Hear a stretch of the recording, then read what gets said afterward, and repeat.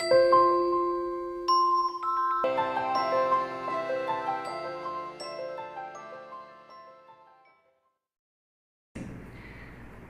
irmãos, boa noite. Vamos abrir as Bíblias para o Evangelho de Mateus, no capítulo 16. Esta noite nós vamos ler em Mateus 16, os versos 18 e 19.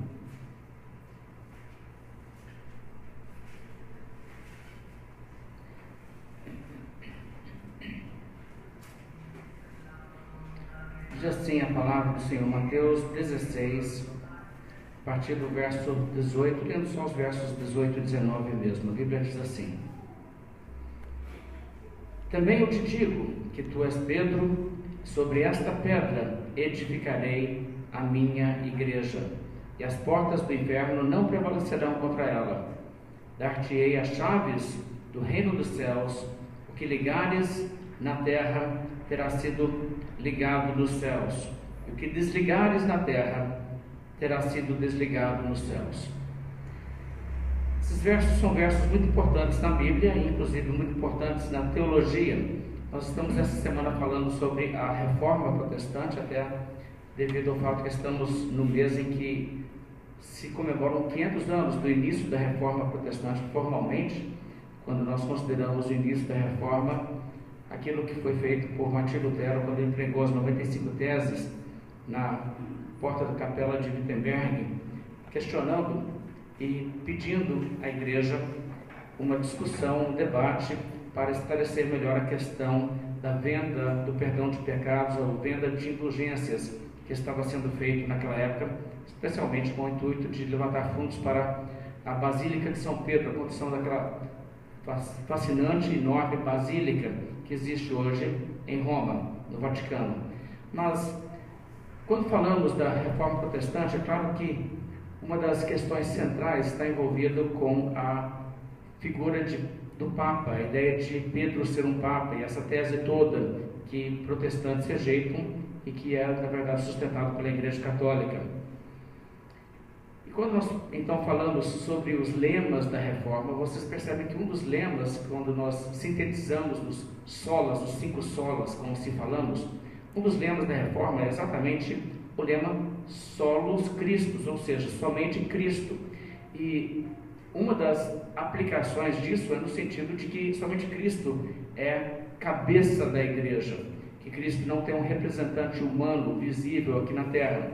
Cristo, na verdade, é único nesse sentido, ele é o cabeça da igreja, e não existe outro que está em seu lugar, não existe um vigário de Cristo, por assim dizer, que o substitui devido à sua ausência física na terra. É assim que os protestantes têm entendido essa realidade. Então existe esse debate em torno exatamente desses versos. Eu quero então hoje olhar isso um pouco. Mas quando falamos sobre a reforma, e muitas vezes pessoas que não entendem e não aceitam bem a ideia de reforma, questionam isso, uma coisa que nós devemos perguntar àqueles nossos amigos que são muitas vezes resistentes à ideia de uma reforma, é a seguinte questão: o que é que você crê? O que é a sua fé? Então, se a pessoa te relata, olha, eu creio é isso, eu creio assim, assim, assim, então você poderia fazer o seguinte, dizer, pois bem, então, se é isso aí que você crê, essa é a sua fé, o que você faria se a igreja da qual você faz parte abandonasse esses ensinos e abraçasse outras coisas, e repudiasse isso aí que você acredita? Você acompanharia? Você simplesmente baixaria a cabeça e diria, pois bem, eu mudo o que eu creio também? Ou, na verdade, você crê de fato essas coisas, de modo que, se outros não te acompanharem, você fica crendo essas coisas? Isso é uma coisa importante de perguntar. Provavelmente, o que a pessoa responderia no caso desse seria, olha, são essas coisas que eu creio. Se a minha igreja se desviasse de crer isso, então eu não ficaria em harmonia com essa igreja. Pelo menos deveria ser isso a resposta. Porque se é isso, se o que a pessoa crê é a verdade, se a igreja muda, a verdade não muda. Então essa deveria ser a resposta. Certamente os apóstolos, os primeiros cristãos, teriam respondido dessa forma, diriam: olha, a minha fé é essa, se a igreja mudar e se desviar de crer isso, eu não concordo com a igreja que não concorda com isso. Mas se você descobrir e entender o que é na verdade a história, você vai perceber que é justamente isso que se deu na história. Os apóstolos, os primeiros cristãos que criam e pregavam de uma determinada maneira, a fé deles, na verdade, foi perdida dentro do que nós chamamos de hoje catolicismo romano. Eles abandonaram, não em tudo, mas em muitas questões, a prática e a crença dos primeiros cristãos. E dessa forma, ao se afastarem, o que incidiu é que os verdadeiros cristãos que concordam com a doutrina dos apóstolos, que concordam com o cristianismo bíblico, se veem então obrigados a discordar com essas coisas. E de fato, se nós entendemos que não foram os protestantes que mudaram a doutrina, mas que foi um desvio progressivo ao longo de séculos, que veio se instalando na igreja chamada Igreja Católica Romana, então nós perceberemos que na verdade não fomos nós que rompemos com a fé. Nós sustentamos a mesma fé. Pelo menos é isso que nós cremos, essa é a nossa tese. Eu quero então olhar sobre essa perspectiva, essa questão em si. Existe um Papa na igreja? Porque esse texto é texto apresentado muitas vezes pela Igreja Católica, por autoridades católicas, como argumento que sim, que a ideia de um Papa é uma ideia bíblica. Mas a Bíblia nos fala, claro, que Jesus Cristo é a cabeça da igreja, que a igreja é governada por Ele mesmo. Ele não tem um substituto, porque Ele pessoalmente nos governa e rege através de Sua palavra. Nós temos a Sua palavra e por termos a Sua palavra, podemos obedecer a Ele. A palavra de Cristo é a Escritura Sagrada. E Cristo não disse, quando estava para ser assunto aos céus: eu irei embora, mas deixarei outro ser humano no meu lugar. Fica aí com o apóstolo Pedro. O que ele disse é que eu vou embora, mas enviarei o Consolador, o Espírito Santo. Aquele que toma, vamos dizer assim, o lugar da presença física de Cristo é o Espírito Santo, que nos faz lembrar as palavras de Cristo, de modo que ele nos leva a obedecer a Cristo. Isso é o ensino bíblico sobre essa questão. E a doutrina de que existe um Papa na igreja trabalha contra esses conceitos bíblicos. O conceito de que Cristo é a cabeça da igreja, Ele somente. A ideia também que o Espírito Santo é aquele que é enviado para, vamos dizer assim, estar presente conosco devido à ausência física de Cristo. Então, quando nós compreendemos esse conceito, entendemos que Cristo realmente é o único que tem lugar para ser o líder, o cabeça da igreja. O que isso faz em relação a essa construção toda de que a igreja deveria ter um Papa? Existe uma contradição muito grande nisso. Nós vamos analisar aqui o texto de Mateus 16 essa noite. Vamos observar o que esse texto ensina e demonstrar, na verdade, o que é o ensino desse texto, para mostrar que ele não dá fundamento algum para a ideia de um papado. Tendo novamente aqui em Mateus 16, verso 18, veja o que a Escritura diz: também eu te digo que tu és Pedro, e sobre essa pedra edificarei a minha igreja. Pedro havia acabado de declarar a Cristo: tu és o Cristo, o Filho do Deus vivo. Em resposta a essa pergunta de Jesus: quem dizeis que eu sou? Então ele disse isso: tu és o Cristo, o Filho do Deus vivo. Um reconhecimento tanto de que Cristo é Messias como ele é divino. E com essa confissão, Jesus Cristo imediatamente lhe diz que ele é bem-aventurado, porque isso não veio de sua própria intuição, mas na verdade Deus que lhe abriu os olhos para entender e assim para crer. Então ele diz: também te digo que tu és Pedro, e sobre essa pedra edificarei a minha igreja. Agora, nesse ponto, como vocês com certeza sabem muito bem, a doutrina católica atual diz que Pedro é a pedra sobre a qual Jesus então propõe edificar a sua igreja. E eles dizem: então aqui está a nossa base para dizer que Jesus fez Pedro, o primeiro Papa. Então, por isso que nós temos o papado. O texto continua e diz: as portas do inferno não prevalecerão contra ela, dar-te-ei as chaves do reino dos céus, o que ligares na terra terá sido ligado nos céus, o que desligares na terra terá sido desligado nos céus. Esse verso 19 é utilizado para ensinar que ele tem as chaves, o Papa tem as chaves do reino dos céus. Se você observar até mesmo na roupa do Papa, tem muitas vezes referência a isso, com chaves ali, existem figuras que mostram o Papa segurando uma chave, como se fosse uma chave representativa do reino dos céus. Então a ideia é que o Papa em Roma tem essas chaves. Então isso é interpretado para dizer que ele tem, por exemplo, o poder de aceitar ou excomungar quem é parte realmente da igreja, está sob a sua autoridade. Isso então tem sido usado e até abusado muitas vezes ao longo da história. Mas é isso realmente que o texto está ensinando? Bem, eu gostaria de demonstrar, primeiramente, que essa interpretação, essa tese do romanismo, exige o seguinte: exige que 5 questões sejam realmente verdadeiras. A primeira, Pedro tem que ser a pedra sobre a qual Jesus edifica a sua igreja. Isso, em primeiro lugar, tem que estar certo. Nós vamos questionar isso. Mas, primeiramente, isso. Em segundo lugar, as chaves dadas a Pedro lhe conferem o poder de Papa. Então, as chaves indicam o poder que a Igreja Católica declara um Papa tem. É isso que significa essas chaves. A ideia de que ele atar, o que ele desligar, é desligado ou atado nos céus. Essas coisas.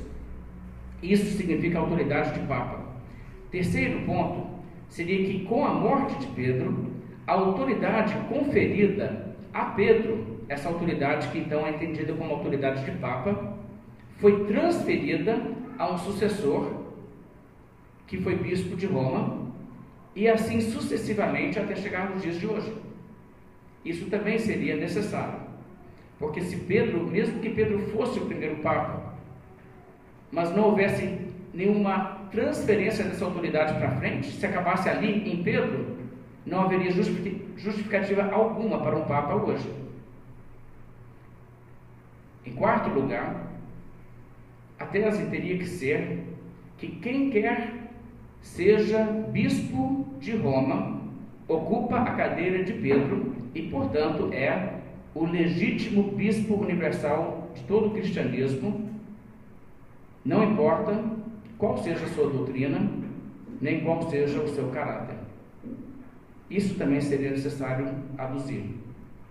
E, em último lugar, quinto ponto, para estar em obediência à vontade de Deus, portanto, cada pessoa deve estar subordinado ao Papa em Roma. Isso é, na verdade, a tese romana. E eu quero repetir isso, então, para que vocês vejam e analisem, porque vocês vão perceber imediatamente que não tem como extrair isso desse texto. Mesmo que você diga que Pedro é a pedra sobre a qual a igreja é edificada, e mesmo que você diga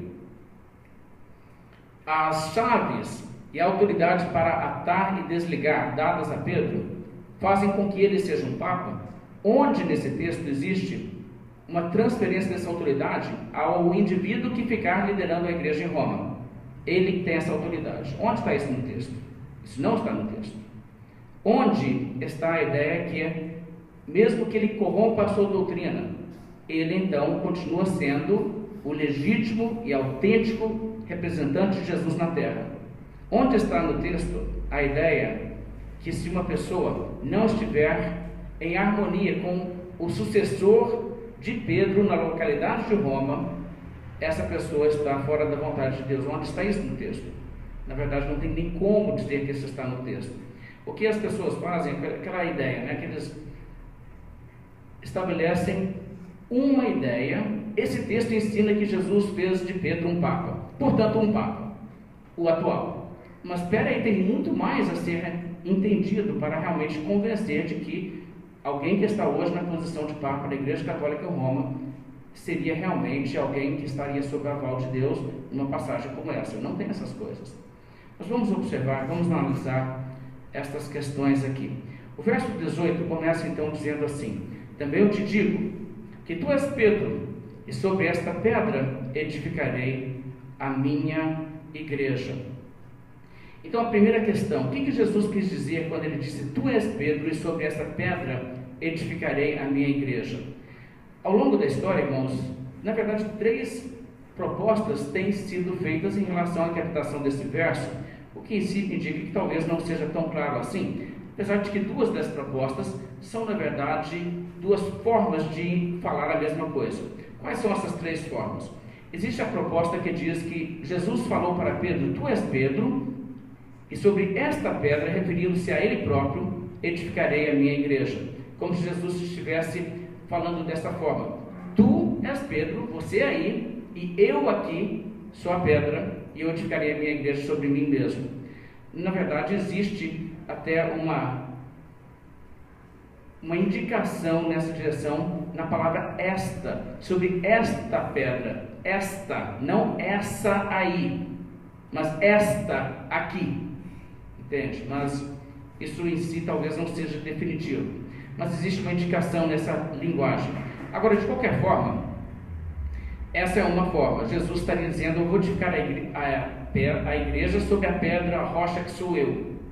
Outra visão é que a confissão que Pedro faz nos versos anteriores: tu és o Cristo, o Filho do Deus vivo. Essa é a pedra sobre a qual Jesus edifica a igreja, com a ideia de que quem confessa isso, quem reconhece Jesus é o Messias, ele é Deus em carne, ele é o Filho do Deus vivo, essa pessoa então é edificada como parte da igreja de Cristo sobre essa confissão, sobre essa pedra, essa aí que você falou. Isso também seria meio que uma interpretação. E claro, a terceira interpretação, aquela que é hoje sustentada por Roma, a ideia é que Pedro seria a pedra. Agora, é muito comum você encontrar pessoas que fazem apologia ao catolicismo romano, alegando que a igreja primitiva, os primeiros cristãos da antiguidade, dão uma corrente contínua de testemunho de uma mesma interpretação. A pedra sobre a qual a igreja é edificada é Pedro. Pedro é aquele sobre o qual Jesus edifica a igreja. Só os reformadores que inventaram uma novidade falaram que não. Isso não é a verdade, não. Isso é, a pedra é Jesus, a pedra é a confissão de Pedro, mas não Pedro. Quando você encontra alguém falando dessa forma, você vai saber primeiramente o seguinte: você não está lidando com uma pessoa que realmente seja um erudito católico, que tenha conhecimento ali dos materiais antigos, que possa estar discutindo isso de uma forma, vamos dizer assim, informada. Porque a verdade é que até mesmo os eruditos católicos que entram nesse debate, que olham isso, reconhecem e admitem que pessoas lá de trás, lá da antiguidade, muito antes do período da Reforma Protestante, entendiam que a pedra era uma referência a Cristo em alguns instantes, e que a pedra era referência à confissão de Pedro, e que a ideia de Pedro ser a pedra sobre a qual a igreja é edificada é uma visão minoritária. Na verdade, na igreja antiga existe. Então, para entender isso, eu quero dar uma pequena história, um pequeno histórico do que aconteceu nesse período da antiguidade. O Tertuliano, que viveu no 2º século, foi eventualmente considerado um herege pela Igreja Católica Romana. Ele que rompeu comunhão com Roma, o que é um testemunho claro de que ele não entendia que a igreja em Roma fosse, vamos dizer assim, a igreja com a qual você tem que estar em comunhão para estar em comunhão com Cristo. Isso não era parte da sua crença. Mas Tertuliano fez uma declaração em um de seus escritos, onde ele indica que ele entende assim que tu és Pedro, e sobre essa pedra, a pedra no caso seria Pedro. Mas obviamente ele não entendia isso no sentido em que a Igreja Católica alega, com o sentido de que ele seja Papa. Mas ele teria essa interpretação da ligação ali. Orígenes de Alexandria, um dos eruditos da Igreja Antiga, ele viveu de 185 até cerca de 253 depois de Cristo. Para ele também, Pedro é aquele sobre o qual a igreja é edificada.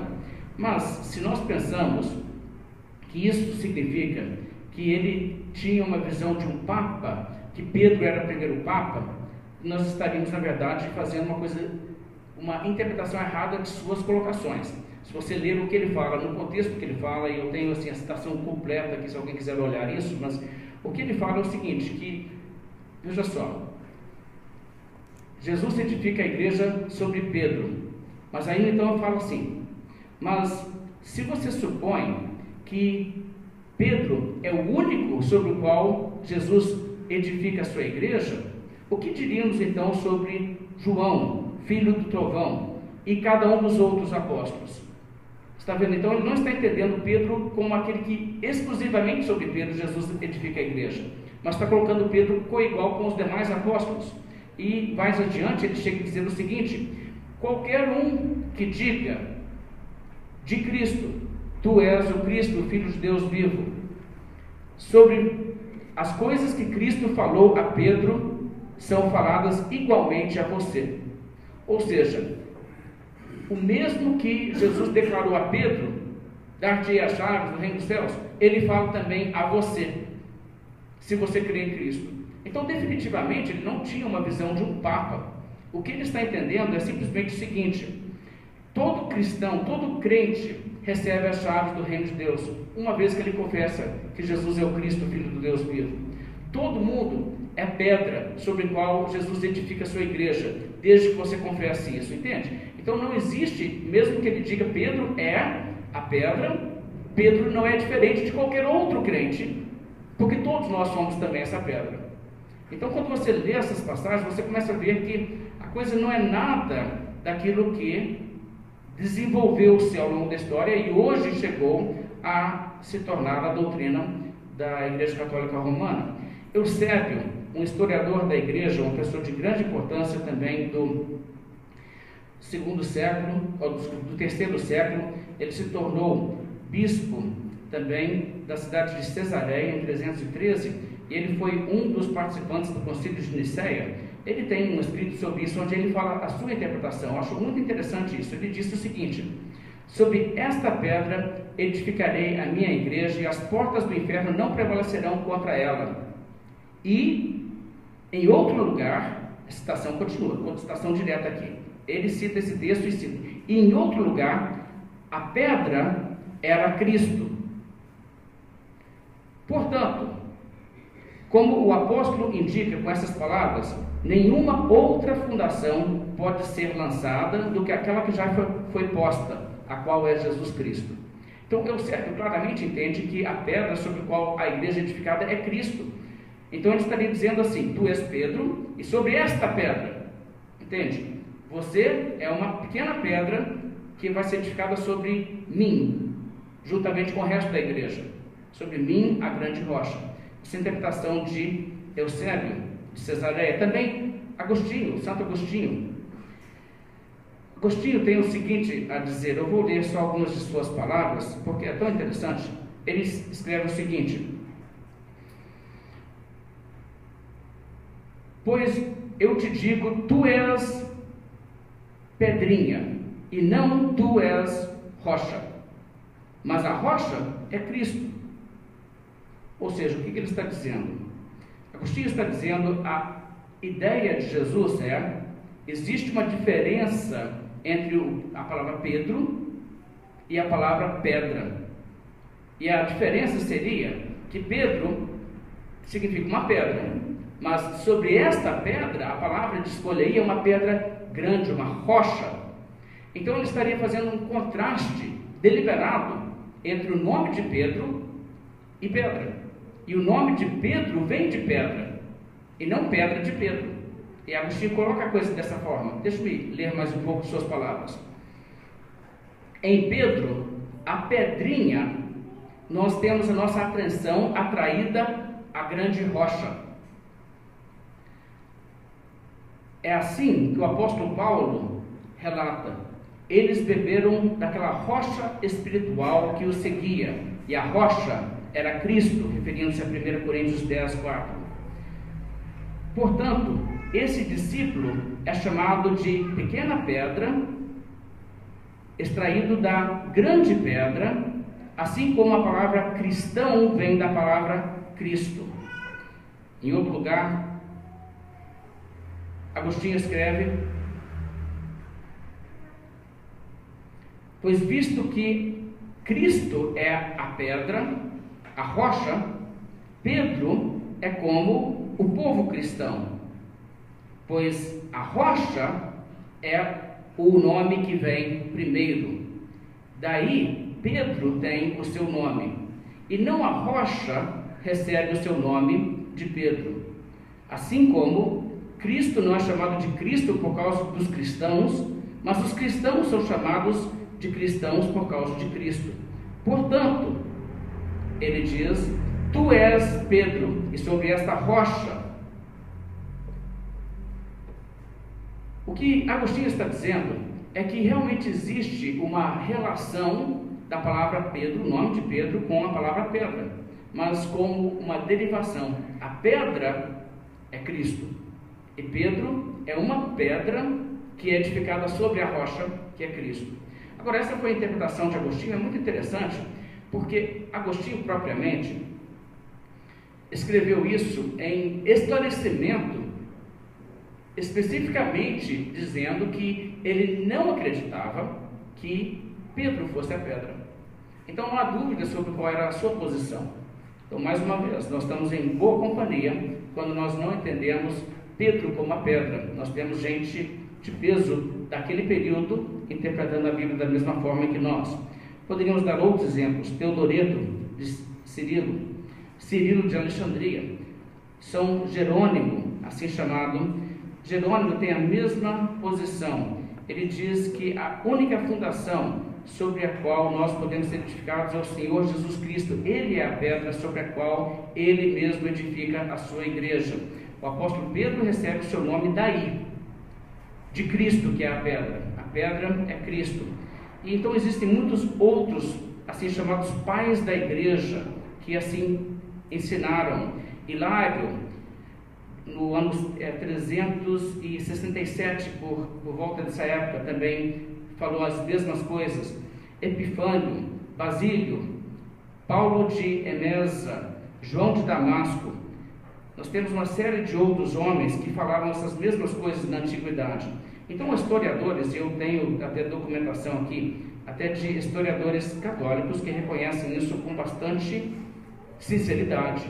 Não há dúvida de que esse texto era polêmico na igreja primitiva, as pessoas tinham visões diferentes. Tem aqui e ali alguém que fala que Pedro era a pedra, mas existem muitos que falam de forma diferente. Agora, eu creio que não existe necessidade de recorrer aos pais da igreja tanto quanto olhar pela própria Bíblia. O que Pedro entendeu? O próprio Pedro, qual foi a sua interpretação sobre isso?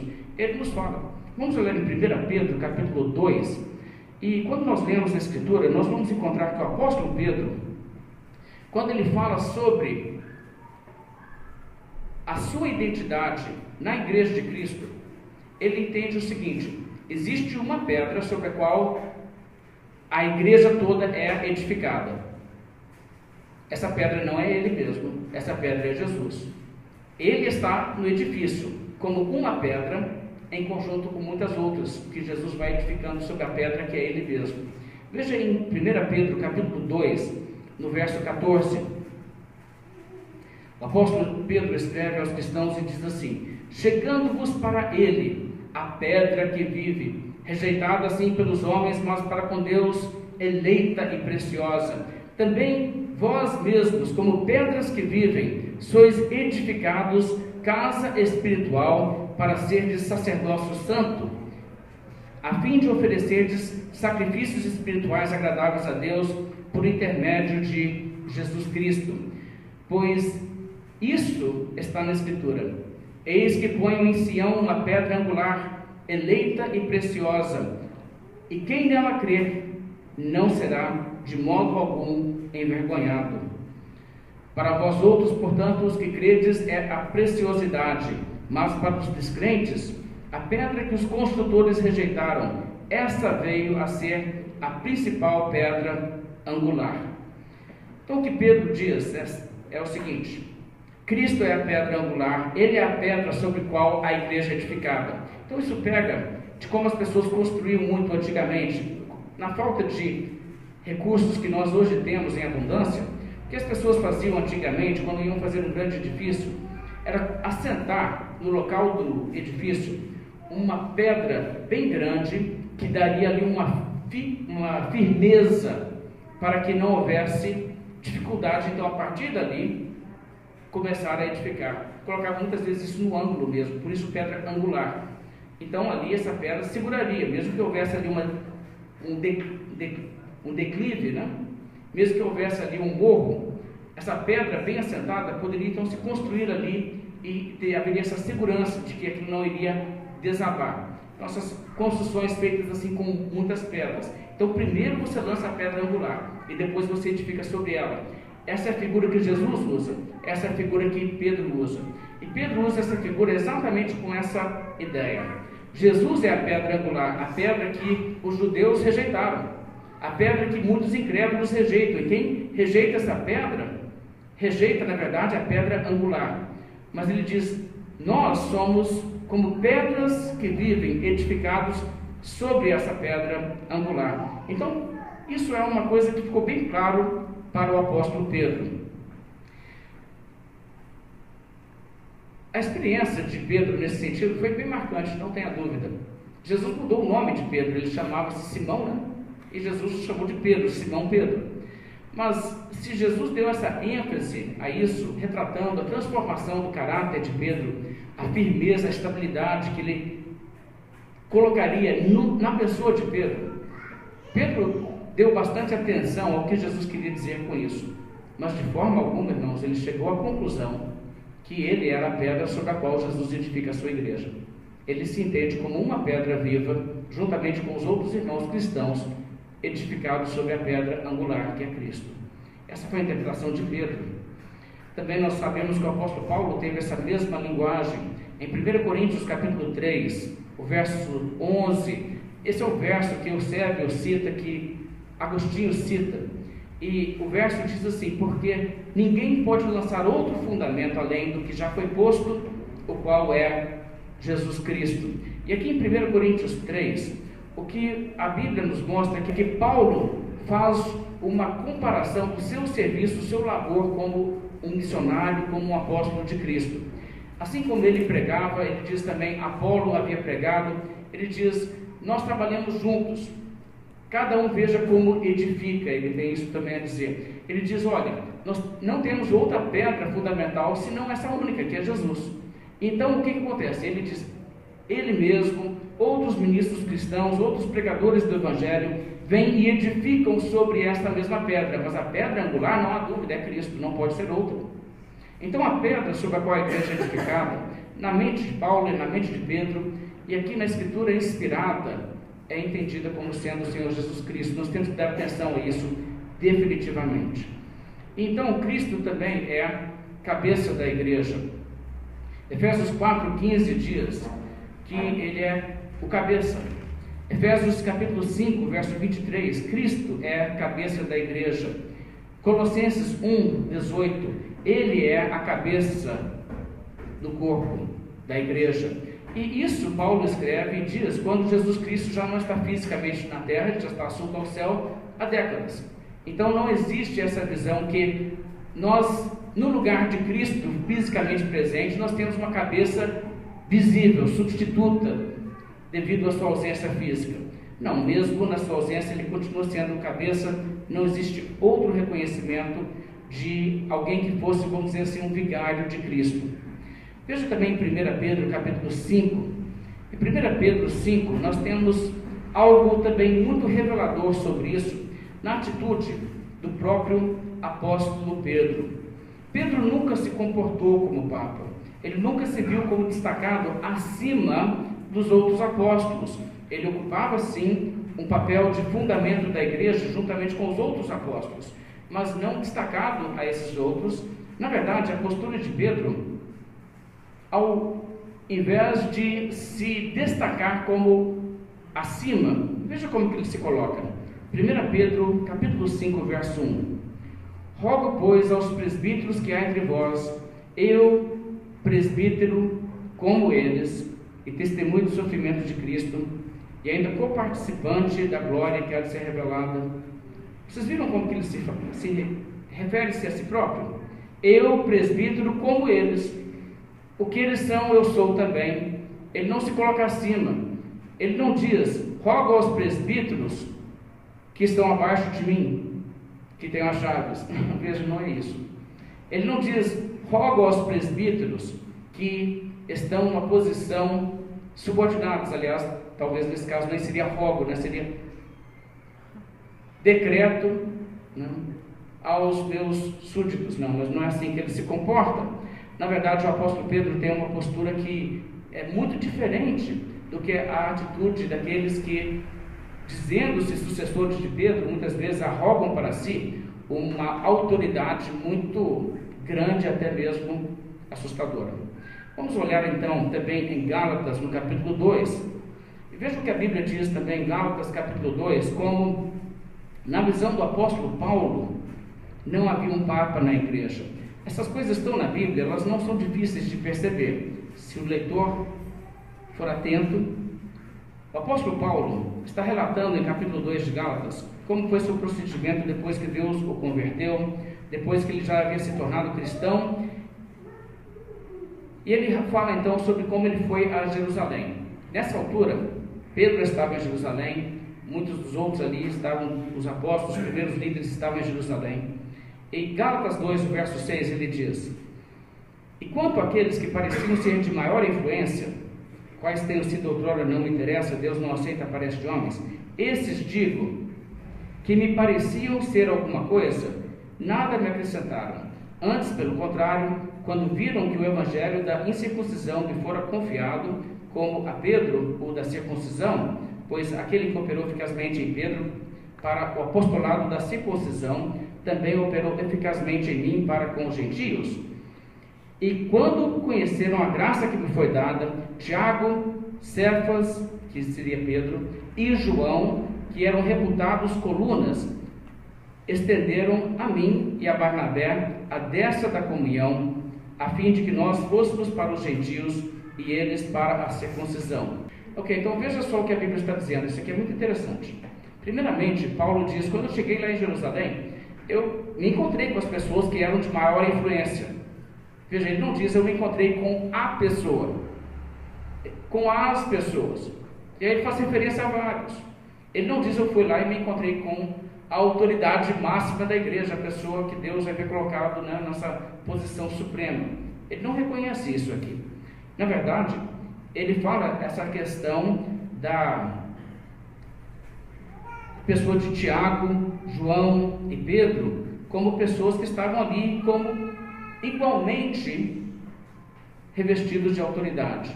Não Pedro acima dos demais. Então não existe isso. Mas existe uma outra coisa também que é interessante, que a esfera de atuação de Pedro, propriamente,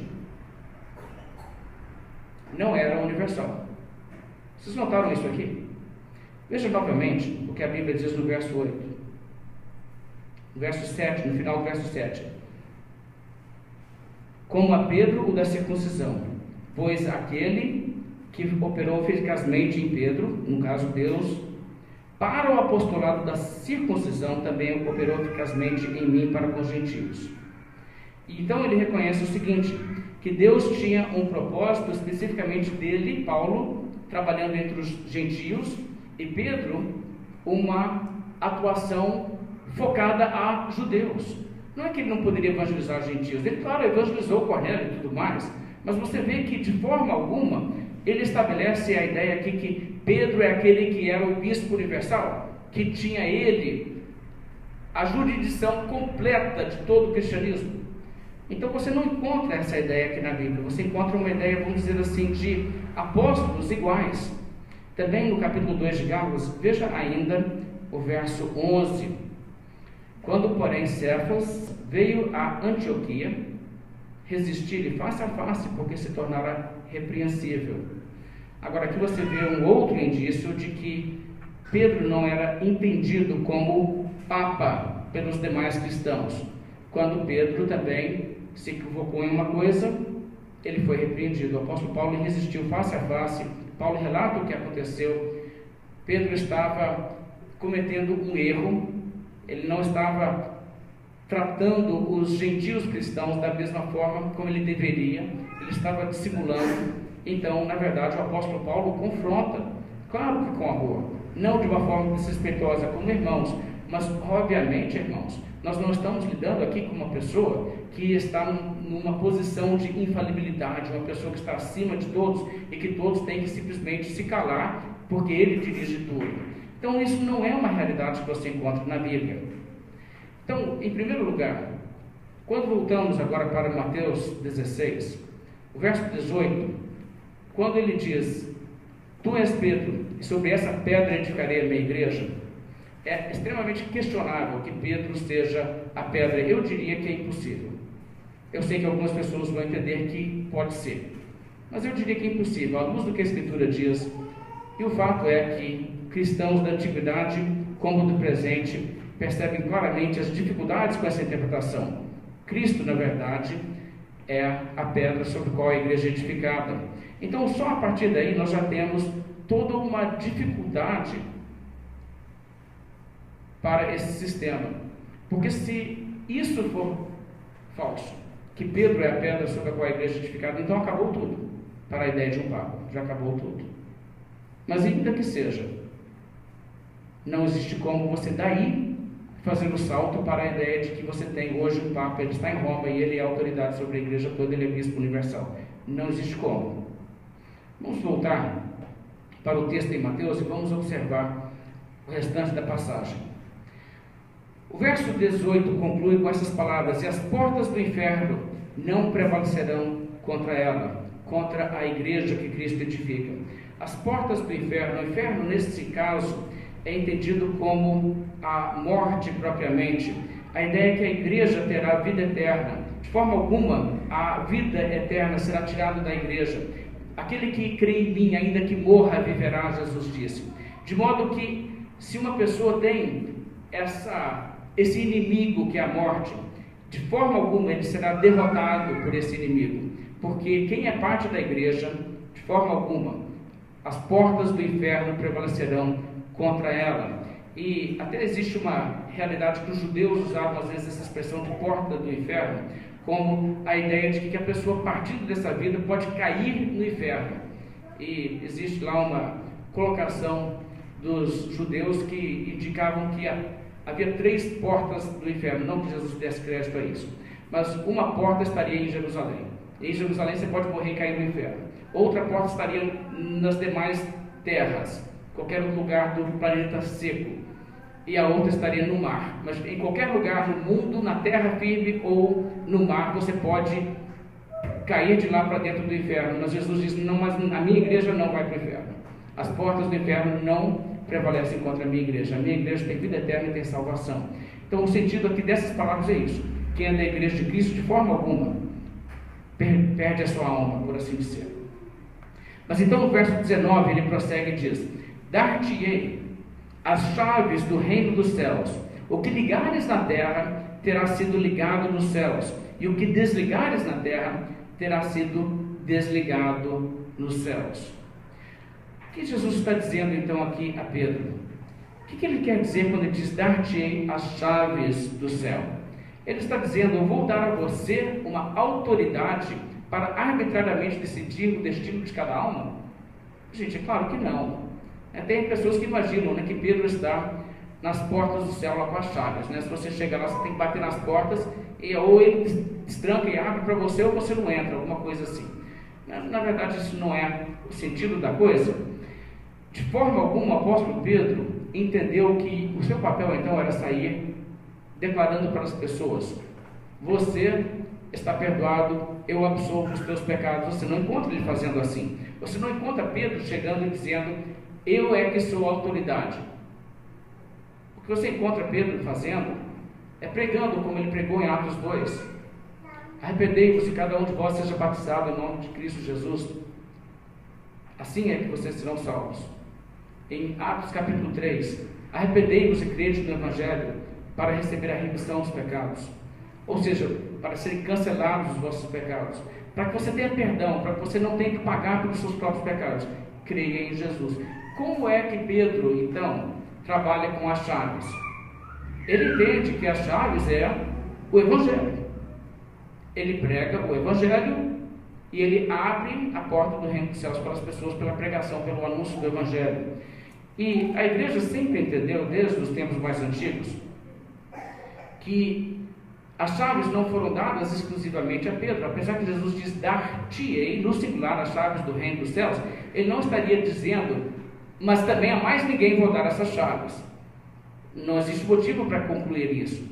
Em João capítulo 20, o verso 23, por exemplo, abra sua Bíblia até lá.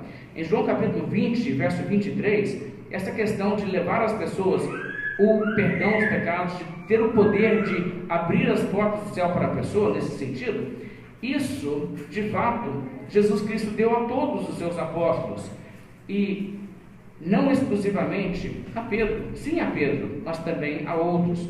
Em João capítulo 20, o verso 23, a Bíblia diz: se de alguns perdoardes os pecados, são-lhes perdoados; se lhes retiverdes, são retidos.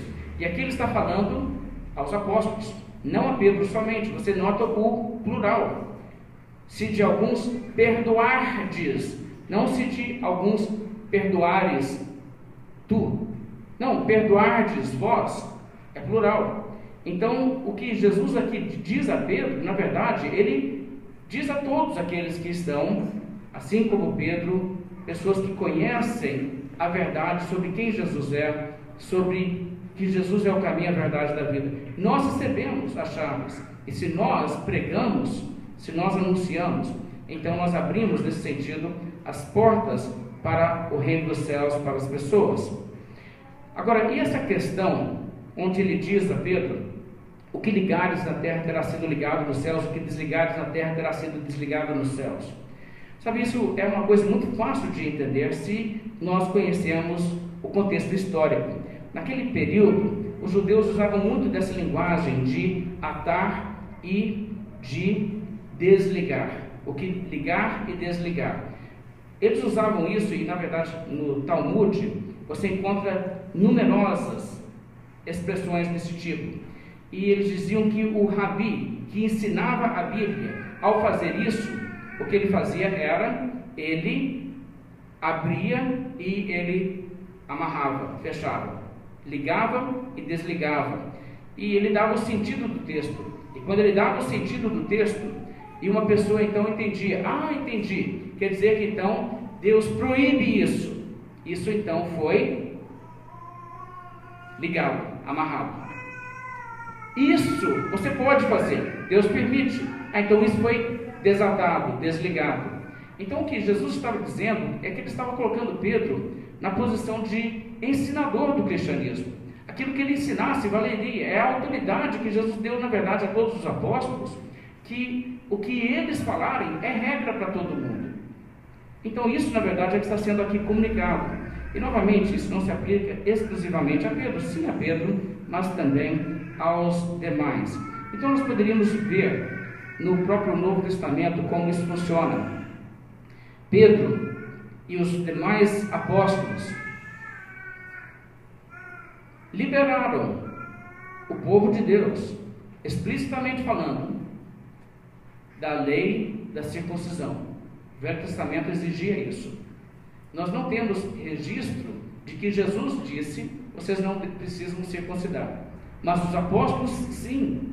Está vendo? Aquilo que eles desligarem na terra está desligado nos céus. Nós não precisamos guardar essas coisas, porque eles estão expondo a vontade de Deus, falando por Cristo na terra. Coisas desse tipo. Outras coisas que eles explicam também nesse sentido.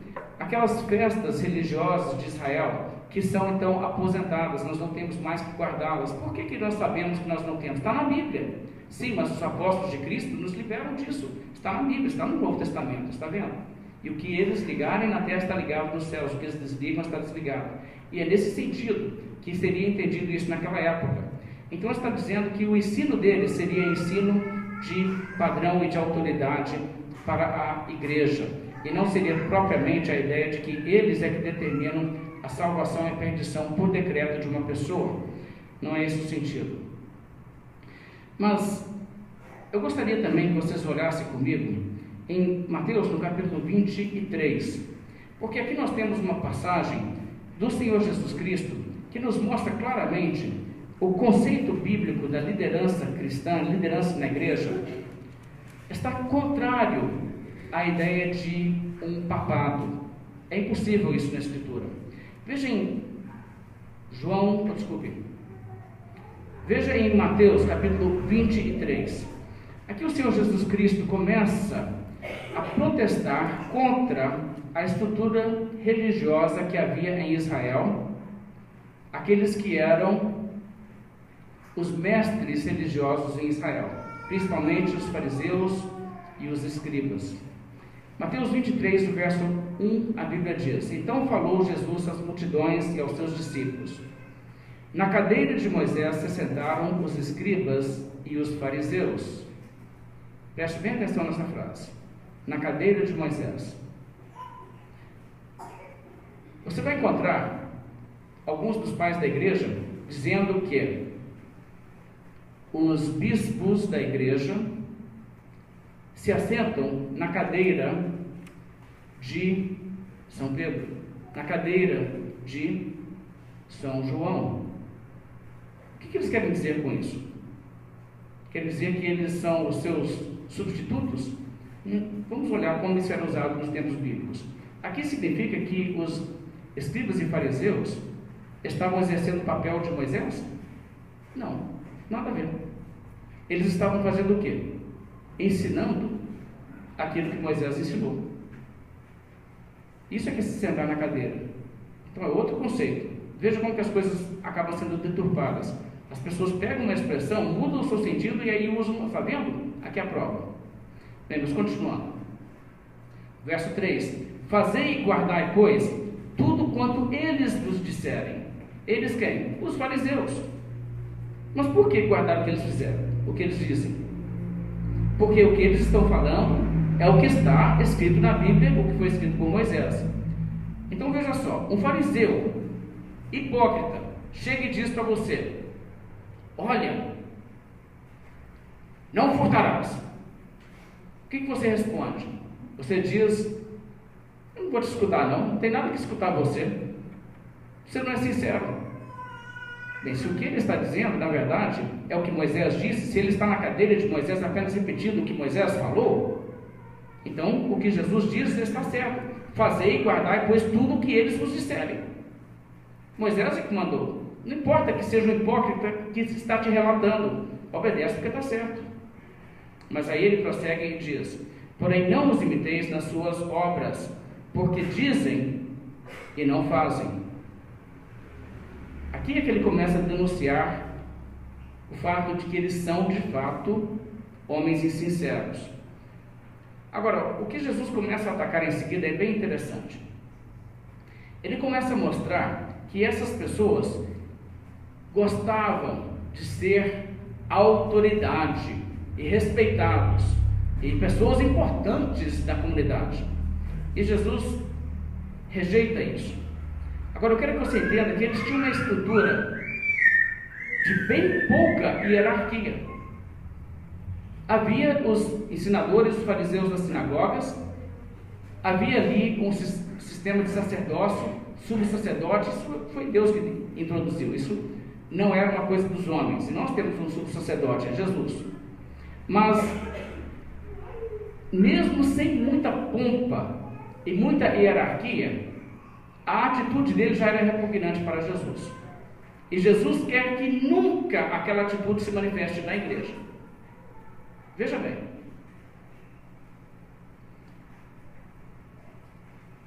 Verso 6. Amam o primeiro lugar nos banquetes e as primeiras cadeiras nas sinagogas, as saudações nas praças e os serem chamados mestres pelos homens. Adoram, gosta que alguém bajule, adoram ser as pessoas importantes. Ou esse aí, ele é uma pessoa importante. Verso 8. Olha o que Jesus diz então: vós, porém, Não sereis chamados mestres, porque um só é vosso mestre, e vós todos sois irmãos. Quem que é esse um só que é nosso mestre? Jesus. Só Ele. 9. E a ninguém sobre a terra chameis vosso Pai, porque um só é vosso Pai, aquele que está nos céus. Você chama alguém mais aqui na terra seu pai? Não no sentido de pai físico, claro, mas no sentido de, espiritualmente falando. Você chama? O que significa a palavra Papa? Papa é a palavra pai. Nós devemos chamar algum homem sobre a terra de nosso Papa? Irmãos, isso é explicitamente proibido. A pessoa que diz o Papa fulano como se fosse, de fato, o Papa que ele reconhece como Papa, está desobedecendo a Escritura. Está muito claro isso na Escritura. Deixa eu ler novamente o verso 9. A ninguém sobre a terra chameis vosso Pai, porque um só é o vosso Pai, aquele que está nos céus. Nem sereis chamados guias, porque um só é o vosso guia, o Cristo, mas o maior dentre vós será vosso servo. Quem a si mesmo se exaltar será humilhado, e quem a si mesmo se humilhar será exaltado. Irmãos, essas palavras cortam profundamente nessa questão de hierarquia de igreja. Nós vemos uma luta e uma tendência das igrejas quererem levantar pessoas a cada vez posições mais altas e títulos mais suntuosos, mais imponentes. E o Senhor Jesus Cristo nunca autorizou isso. Então alguém diz, mas espere aí, se Jesus não instituiu o papado, então de onde vem isso? Irmãos, a verdade é que nós podemos olhar pela história de onde isso vem. Isso foi um desenvolvimento lento de uma hierarquia na igreja. A coisa começou da seguinte maneira: ainda logo no início da igreja, no segundo século do cristianismo, nós já vemos que uma estrutura surgiu na igreja que fazia distinção entre bispos de presbíteros. A coisa funcionava assim: havia em uma localidade, uma cidade geralmente, havia um que seria o bispo, e ele estaria acima, tipo assim, o chefe daquela localidade, e abaixo dele haveria outros líderes também ordenados ao ministério, presbíteros ou pastores, como quer que se chame. Mas a questão é que haveria o bispo daquela cidade. Você conhece igrejas hoje que tem isso? Tem determinada pessoa que é do clero, mas acima dele tem um bispo. Pois isso não está na Bíblia. Na Bíblia você pode olhar, bispo é a mesma coisa que presbítero, é a mesma coisa, é igual, mesmo nível. E todos são irmãos e nenhum tem um título mais exaltado que o outro. Mas isso então começou a surgir na igreja. E à medida que o tempo foi passando, bispos de cidades maiores começaram a arrogar para si a autoridade sobre as regiões ao redor, os arredores. Então você tinha uma cidade maior, uma cidade como Damasco, cidade grande, importante. O bispo de Damasco começou a impor a sua forma sobre as cidadezinhas em volta. E a história nos mostra que esse processo prosseguiu até que toda a região do que seria dentro do Império Romano se tornou dividida entre 5 bispos. O bispo de Jerusalém, com uma certa jurisdição além da sua cidade, o bispo de Alexandria no Egito, Antioquia na Síria, Constantinopla, no que seria hoje Turquia, e Roma. E por quê? Porque essas cidades eram grandes e porque elas eram politicamente influentes. Ser bispo nessa cidade dava uma certa projeção. Então começou uma espécie de luta pelo poder. Isso é uma coisa trágica, isso não é o espírito do cristianismo. E não existe nada disso na Bíblia. Mas sabe, nesse processo, coisas interessantes aconteceram. Por exemplo, Quando Roma não havia abraçado o cristianismo, havia sacerdotes pagãos em Roma. E havia um sacerdote no paganismo que era chamado de Pontifex Maximus. Significa o supremo ou o máximo pontífice, ou sacerdote. O sacerdote máximo. Isso era um termo pagão. Algum tempo depois, quando o cristianismo passou a ser a religião, o que acontece que é tão interessante é que esse termo deixa de ser aplicado aos sacerdotes pagãos e passa a ser aplicado ao bispo de Roma. E isso se deu em 360 depois de Cristo. O primeiro bispo em Roma, a quem isso foi aplicado, esse título foi aplicado, foi Damásio I, 360 nessa época. Coisa interessante, de onde que eles pegam um título pagão e dão ao bispo da igreja cristã em Roma? Usam isso até hoje, o Pontífice Máximo. Além disso, é muito interessante que Gregório I, bispo de Roma, de 590 a 604, teve uma preocupação muito grande com uma coisa que estava acontecendo em Constantinopla. Nessa época, o centro do governo estava mais em Constantinopla do que em Roma. Constantinopla, o Império Romano havia mudado sua capital para lá. E como lá era o grande centro de poder político, o bispo de Constantinopla começou a dizer que ele tinha direito a ser bispo universal. Sabe o que o bispo em Roma escreveu sobre isso?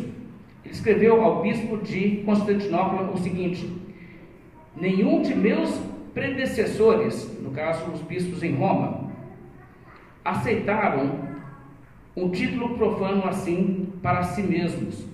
E quando um patriarca adota isso para si mesmo, o título de bispo universal, ele coloca os demais patriarcas em descrédito. Como assim os demais patriarcas? Veja que os patriarcas é o nome que eles levantaram então para esses líderes regionais: Jerusalém, Constantinopla, Alexandria, Roma. Ele está dizendo: se você é o bispo universal, você está dizendo que eu não tenho a minha jurisdição aqui, e nem o de Jerusalém. Está vendo? Então ele protesta contra isso e diz que isso não pode. Ele escreve também uma carta ao imperador dizendo o seguinte: afirmo com confiança que qualquer um que chamar a si próprio de bispo universal é precursor do anticristo. Isso foi escrito pelo bispo de Roma. Agora, que coisa interessante, hoje o que é o título que eles dão ao bispo de Roma? O bispo universal. Essas coisas vieram com o tempo, irmãos. Depois que esse aí, o Gregório I, faleceu, o bispo que assumiu o seu lugar no ano 606 introduziu uma nova prática. Ele disse que quando alguém fosse falar com ele, era necessário beijar os seus pés. A pessoa tinha que se ajoelhar perante ele e beijar os seus pés, bem no Espírito de Cristo. Ou não, né? Houve até um incidente interessante em 1530. Um representante do governo inglês chamado Lord Wiltshire foi para falar com o Papa, conversar com o Papa, e devido àquela prática, né, que eles tinham que se curvar perante o Papa estendia o pé ali para que eles beijassem o pé do Papa. Mas ele havia levado o seu cachorrinho com ele, era um cocker, sabe esses cachorrinhos levando na almofada? Então ele estava com esse cachorrinho na almofada. O Papa mandou que ele ajoelhasse, se ajoelhou, o cachorrinho ali no seu colo. Se ajoelhou, o Papa estendeu o pé. Quando o Papa estendeu o pé, o cachorro entendeu que ele estava tentando chutar, o cachorro deu uma bocada no dedão do pé do Papa. O cachorro não achou que ele tinha que beijar os pés. Bem, irmãos, realmente não é necessário beijar os pés de ninguém. Jesus não exige isso de nós. Em 664, houve um sínodo na Inglaterra chamado Sínodo de Whitby. O sínodo de Whitby, na Inglaterra, foi um sínodo muito interessante, porque pessoas ali haviam adotado o cristianismo, e eles tiveram um sínodo mesmo da igreja para discutir como que a igreja deveria funcionar e tal. O Papa enviou um emissário para lá. O Papa chegou com esse missionário dele para o sínodo, alegando o seguinte: olha, Jesus deu as chaves do céu para Pedro, e Pedro passou para Clemente, que passou para fulano, que passou para fulano, que passou para o homem que está lá. O rei da Inglaterra, que era um homem analfabeto. Nessa época você não tinha que saber muita coisa, se saber lutar bem com a espada, você virava rei.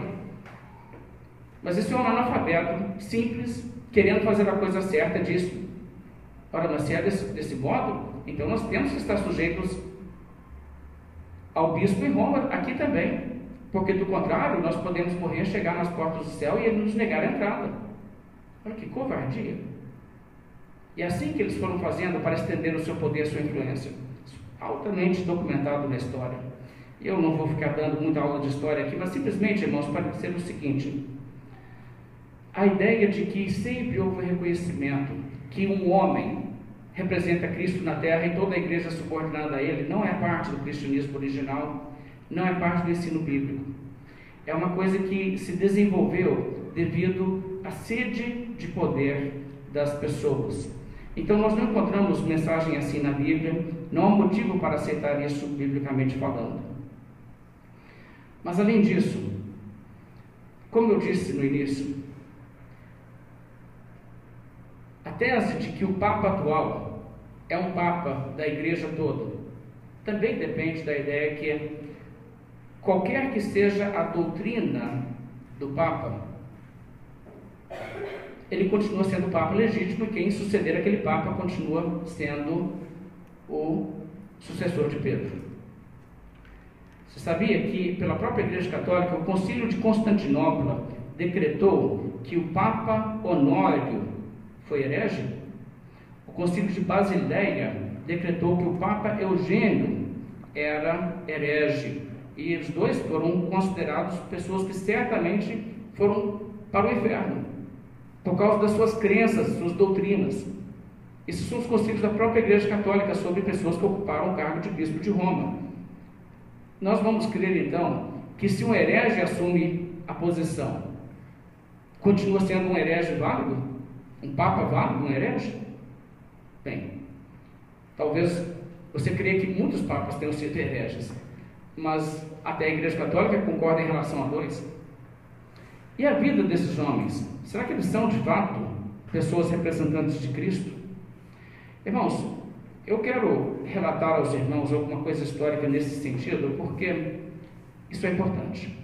Eu não faço isso com tom de escárnio, eu não estou tentando expor nenhuma pessoa que segue a religião católica a um constrangimento. Mas eu acho que é importante, porque veja só, nós conversamos com católicos e eles falam: você está longe da igreja verdadeira, você tem que estar submisso ao Papa, volte para casa.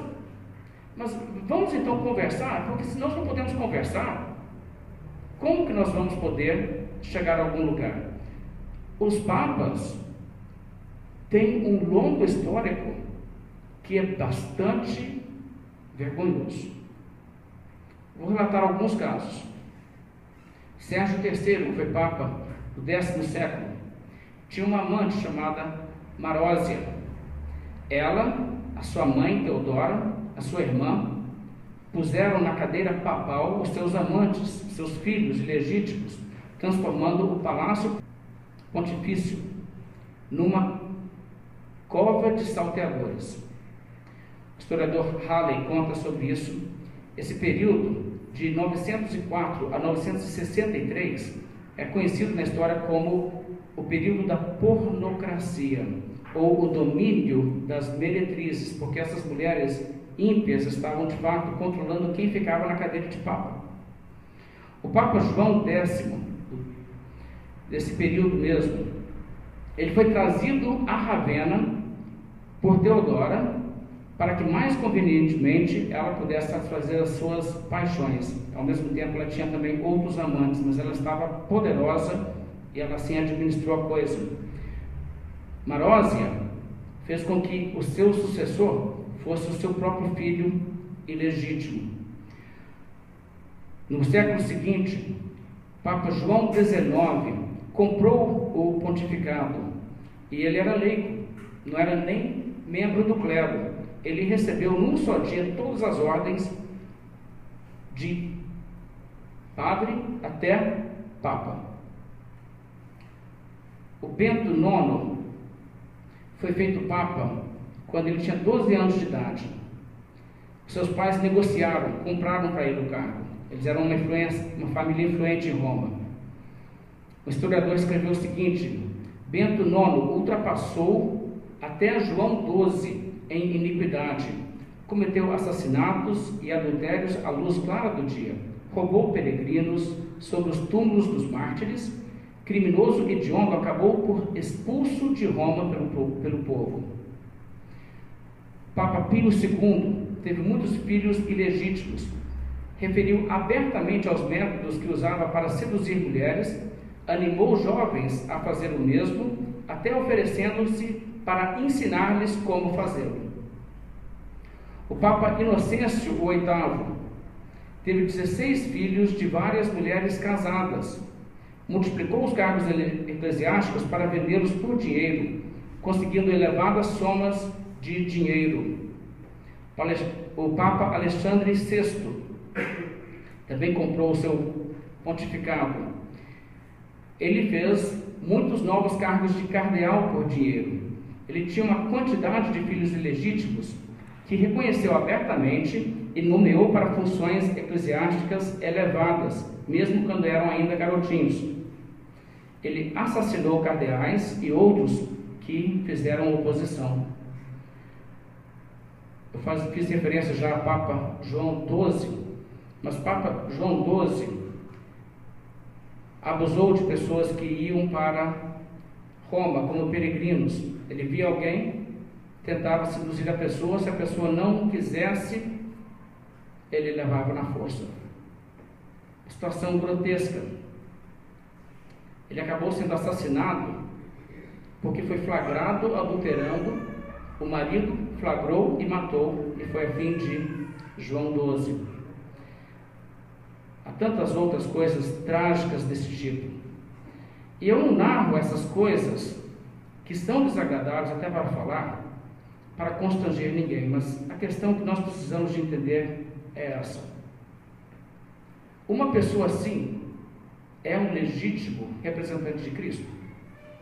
Por que alguém vai dizer hoje, eu sou legítimo no cargo porque eu estou nessa sucessão aí? É deles que eu venho. Eles são meu elo lá para trás. Isso em si, veja, é o que é necessário sustentar para dizer existe um Papa na igreja hoje. Ou seja, aquilo que eu disse, o indivíduo que for bispo em Roma, não importa qual seja o seu caráter, ainda é o bispo legítimo, o representante legítimo de Cristo na terra. Ele é a autoridade.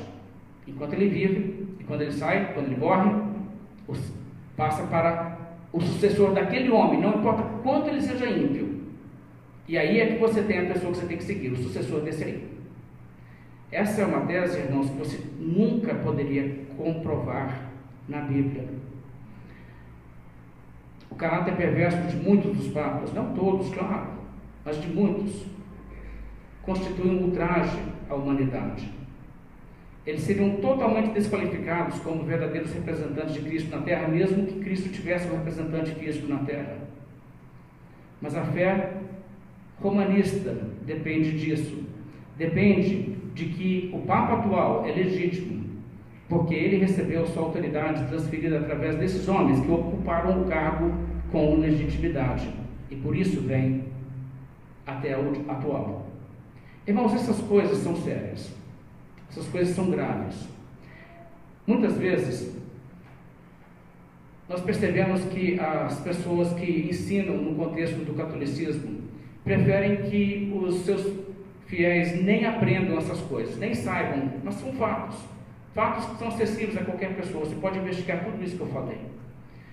E se eles preferem que as pessoas não saibam, É porque eles sabem que quando as pessoas se derem conta desses fatos, as pessoas vão reconhecer.